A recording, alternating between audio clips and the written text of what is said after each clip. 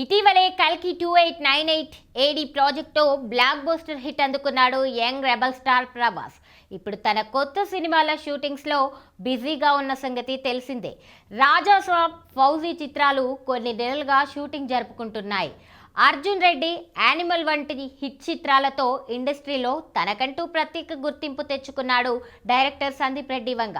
ఈ రెండు సినిమాలకు సెపరేట్ ఫ్యాన్ బేస్ ఉన్న సంగతి తెలిసిందే.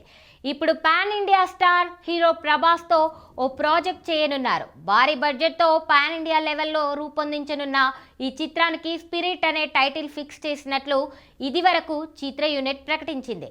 ఇందులో ప్రభాస్ పవర్ఫుల్ పోలీస్ ఆఫీసర్ పాత్రలో కనిపించనున్నాడు. ఇప్పటి వరకు సందీప్ రెడ్డి తెరకెక్కించిన చిత్రాలకు ఈ సినిమా విభిన్నంగా ఉంటుందని ముందు నుంచి టాక్ నడుస్తుంది. త్వరలోనే ఈ సినిమా రెగ్యులర్ షూటింగ్ స్టార్ట్ కానుంది. ప్రస్తుతం ప్రీ ప్రొడక్షన్ పనులు జరుగుతున్నట్లు సమాచారం. ఈ క్రమంలోనే స్పిరిట్ మూవీ గురించి నిత్యం ఏదో ఒక న్యూస్ ఫిలిం వర్గాల్లో చక్కర్లు కొడుతుంది. తాజాగా ఈ చిత్రం గురించి ఓ ఇంట్రెస్టింగ్ న్యూస్ వినిపిస్తోంది. స్పిరిట్ చిత్రంలో మరాఠీ, బాలీవుడ్ ఇండస్ట్రీలో స్టార్డమ్ అందుకున్న ఓ హీరోయిన్ నటించనుందట.